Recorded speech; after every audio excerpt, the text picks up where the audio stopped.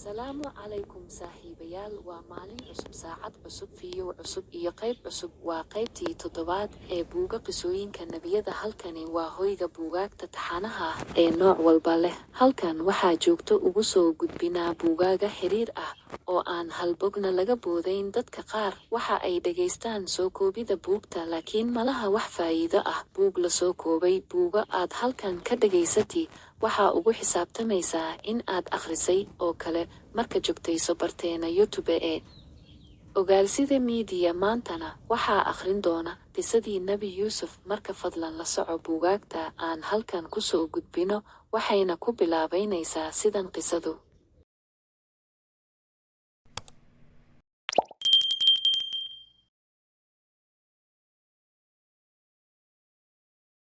Ogeysiis horta, ma ogtaha qofka buugta akhriya ama dhageysta waxaa kordhaya garaadkiisa, waxa uuna noqonayaa qof aad u kalsooni badan oo ka sarreeya dadka uu la nool yahay.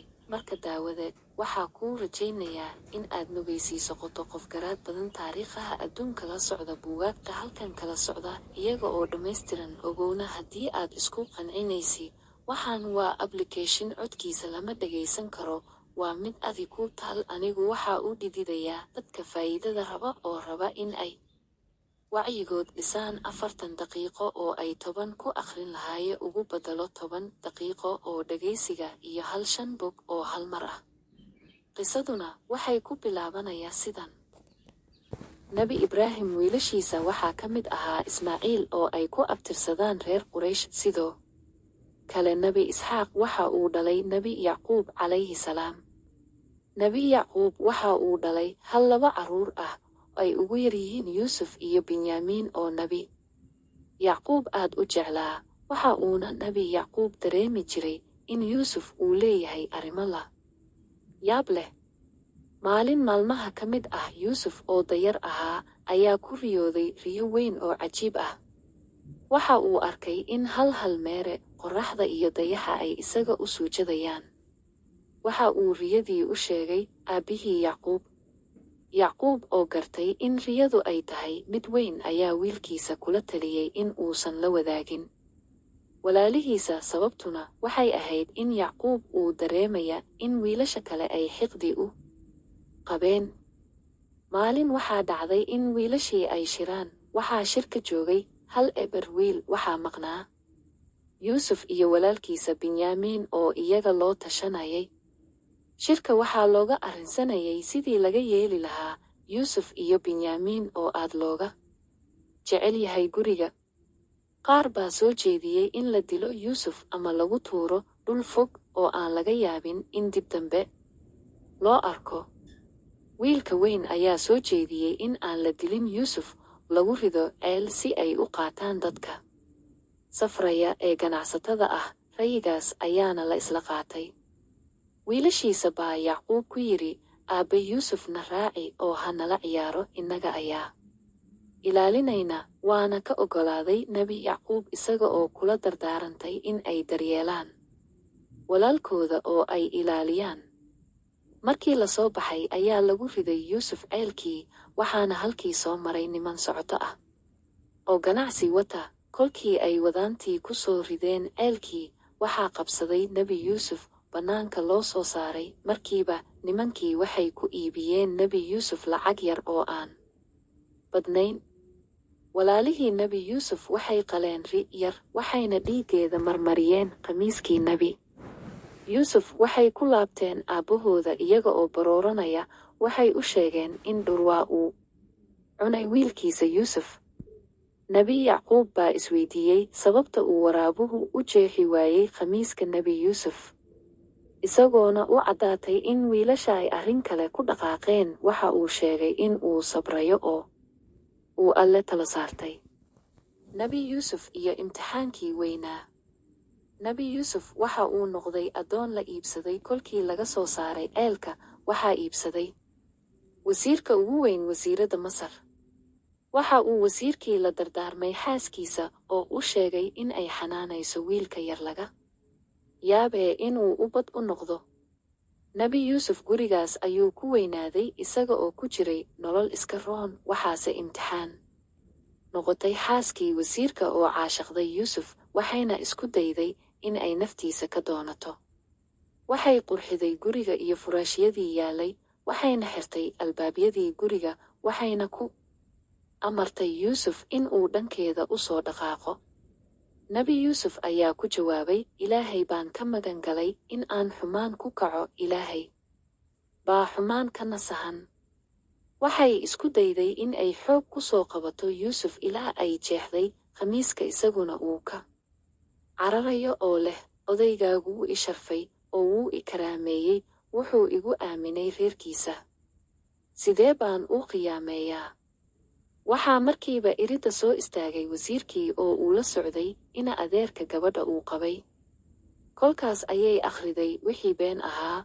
Waxay sheegtay in Yuusuf uu isku dayay inuu wax u dhimo sharafkeeda. Yuusuf ayaa isaguna isku difaacay in iyadu ay isku dayday in ay xumo samayso. Ninkii ina adeerka gabadha ahaa baa soo jeediyey in la eego khamiiska Yuusuf. Haddii uu hore ka jeexmay ay gabadhu run sheegayso, haddii uu gadaal ka jeexmayna Yuusuf uu yahay ninka runta sheegaya. Markii la arkay in khamiiska uu gadaal ka jeexmay baa la ogaaday in gabadhu ay khaldan tahay. Nabi Yuusuf oo xabsi galay.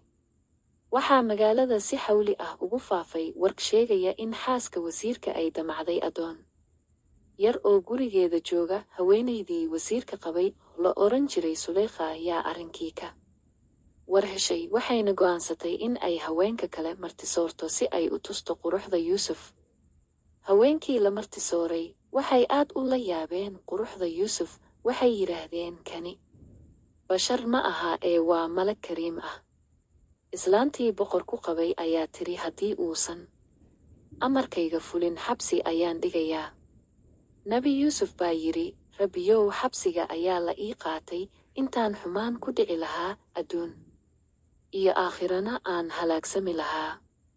Nabi Yuusuf ayaa xabsiga la dhigay isaga oo aan waxba galabsan. Waxa uu ahaa qof aad u cibaado badan. Waxaa xabsiga kula jiray 2 nin oo lagu soo eedeeyey in ay sumayn rabeen boqorka. Habeenka markii la seexday ayaa 2dii nin mid kasta waxa uu arkay riyo uu la tacajubay, waxayna u sheegeen riyooyinkii Nabi Yuusuf oo u fasiray 2dii nin. Mid ka mid ah 2da nin ayuu u tilmaamay in uu xabsiga ka bixi doono oo la saamixi doono. Wuxuu ku yidhi, marka baxdo waxaad boqorka u sheegaa in uu jiro nin la dulmiyey oo Yuusuf la yiraahdo, xabsigana dulmi ugu jira. Ninkii markii la sii daayay ayuu ilaaway Yuusuf. Muddo sannado ah ayuuna xabsiga ku sii jiray Nabi Yuusuf. Muddo kadib ninkii Masar ka talinayay baa wuxuu yidhi, waxaan riyo ku arkayaa 7 neef oo lo'od ah oo shilshilis oo ay cunayaan 7 weyd ah, 7 sabuul oo cagaaran iyo 7 sabuul oo qallalan. Madaxyaweyntan i ag fadhidow, iiga warrama riyadan haddaad wax ka garanaysaan fasiraadda riyooyinka. Dadkii ku dhowaa baa yidhi, waa riyo isku dhex jirta oo aan la garanayn waxay tahay. Kolkaas baa 2dii nin ee xabsiga kula jiray Nabi Yuusuf kii badbaaday soo xusuustay muddo dheer kadib Nabi Yuusuf, wuxuuna ninkaa codsaday in loo diro Yuusuf oo ah nin yaqaana fasiraadda riyooyinka. Markii loo yimid Nabi Yuusuf, waxa uu si cajiib ah u sharaxay riyadii iyo waxa loola jeedo. Ninkii talinayay baa aad ula dhacay fasiraadda Nabi Yuusuf ee riyada, wuxuuna amray in xabsiga laga soo daayo. Qof baa loo diray in uu xabsiga ka soo daayo Nabi Yuusuf. Nabi Yuusuf markii loo tegay waxa uu diiday in uu soo baxo ilaa laga cadeeyo in uu bari ka yahay dhammaan eedihii lagu been abuurtay. Waxaa la soo shiriyey haweenkii. Kolkaas baa la weydiiyey arrinta Yuusuf, waxayna ku jawaabeen in aysan wax xun ku ogeyn Yuusuf iyo in uu yahay nin dhowrsoon. Markaas waxaa hadashay xaaskii hogaamiyaha Masar oo daaha ka qaaday in ay iyadu xumaha waday, Yuusufna uu ahaa nin runta ka hadla. Xaakimkii Masar waxa uu yidhi, Yuusufow, maanta laga bilaabo waxaad ka mid tahay dadka qasriga warkooda laga dhagaysto, xil ilaale xilka aad doontana waa lagu dhiibi. Nabi Yuusuf calayhi salaam waxa uu sheegay in laga dhigo mas-uulka khasnadaha Masar si uu ugu diyaargaroobo kaydna loogu helo abaaraha markasta dhaca. Nabi Yuusuf oo gartay walaaladiisa. Waxaa la sheegay in gaajo iyo abaari ay ka dhacday Masar, Shaam iyo meelaha ku wareegsan. Nabi Yuusuf walaaladiisa ayaa ka mid ahaa dadkii ay saamaynta ku yeelatay gaajadii jirtay. Waxaa laga yimid meelo badan si wax uun looga qaato cuntadii ay kaydsatay Masar. Waxaa yimid walaaladii Nabi Yuusuf oo wada badeecad ay ku beddeshaan cunto, waxayna u soo galeen Nabi Yuusuf oo xilligaasi noqday xaakimka ugu sarreeya Masar. Iyagu ma aysan garan, balse isaga wuu gartay. Waxa uu wax ka weydiiyey reerkooda, walaalkooda la waayey iyo Binyaamiin oo Yuusuf isku bah ahaayeen. Nabi Yuusuf wuxuu sharti uga dhigay in ay keenaan walaalkooda Binyaamiin haddii ay doonayaan raashin. Markii ku laabteen aabbahooda oo ay u sheegeen in walaalkooda loo soo diray, ayuu ka labalabeeyey in uu ku daro, isaga oo maanka ku haya wixii ku dhacay Yuusuf. Kolkii dambe waa uu la diray, waxayna soo galeen Masar. Nabi Yuusuf oo ah xaakimka ka taliya Masar, waxa uu degay xeelad uu kaga reebto walaalkiisa yar, wuuna ku guulaystay. Walaaladii Nabi Yuusuf markii ay waayeen walaalkooda Binyaamiin aad ayay ugu murgoodeen. Abbahooda Yacquub aad ayuu u dhibsaday arrinkaa, araggiisa ayuu ku waayey sidii uu ula murugsanaa Nabi Yuusuf. Wiilashiisa ayuu ku yidhi, ha ka quusanina naxariista Alle, hala baadigoobo Yuusuf iyo walaalkiisa, waa ay nool yihiine. Nabi Yuusuf walaaladiisa ayaa ku soo laabtay Masar iyaga oo sita badeecad yar. Waxay ka codsadeen xaakimka Nabi Yuusuf in uu siiyo raashin oo uu ku sadaqaysto. Nabi Yuusuf waxa uu ku yidhi, ma ogtihiin wixii aad ku samayseen Yuusuf iyo walaalkii markii aad jahliga idinku jiray? Waxay ku dhaheen, oo adigu ma Yuusuf baad ahayd? Wuxuu ku yidhi, waxaan ahay Yuusuf, kanina waa walaalkay. Alle ayaa nagu manaystay wanaag. Ninkii sabra oo dhowrsada Alle ayaa ka abaalmarinaya. Waxay yidhaahdeen, eebbe wuu naga kaafadilay Yuusufow, qalad baan ka galnay anaguna.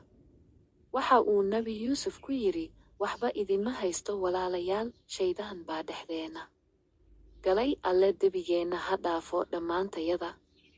Waxa uu Nabi Yuusuf u sheegay walaaladiisa in ay qaadaan khamiiskiisa kuna tuuraan wejiga aabe. Araggiisa ayaa u soo laabanaya reerka oo idilna Masar ha la iigu keeno. Markii ay u dhaqaaqeen reer Yacquub dhanka Masar, waxa uu Yacquub, waxaan helayaa carafta Yuusuf. Markii araggiisa uu helay ayay ku yidhaahdeen, aabe, dembi dhaaf noo weydii, waynu khaladanaye. Nabi Yuusuf iyo wasiiradii ugu sarreeyey ee Masar ayaa soo dhoweeyey qoyska. Waxa uu Nabi Yuusuf yidhi, aabe, tani waa fasiraadda riyadayda markii aan yaraa ku riyooday. Eebe ayaa mahad u sugnaatay, idinka keenay miyiga, anigana jeelka iga soo saaray.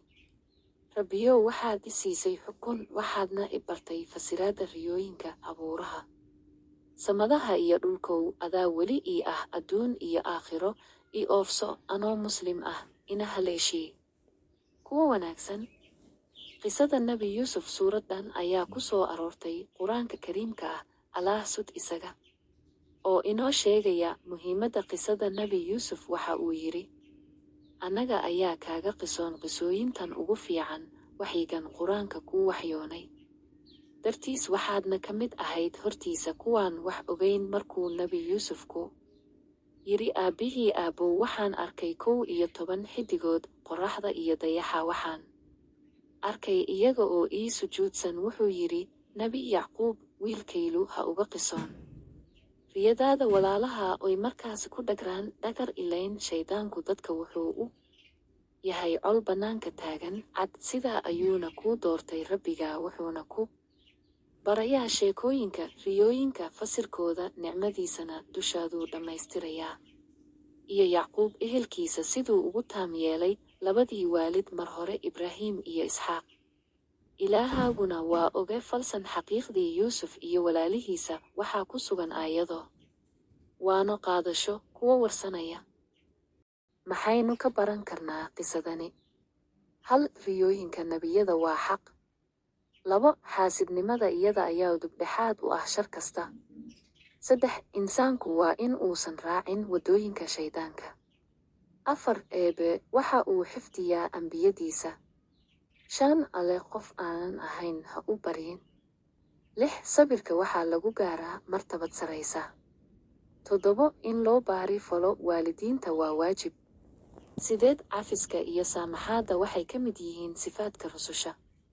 9. Waa waajib in laga towbad keeno dembiyada iyo macaasida. Waa mahadsantahay haddii aad halkan nala soo gaartay. Fadlan muuqaalka like saar, channelkana subscribe garee, muuqaalkana meel dheer gaarsii. Mahadsanid.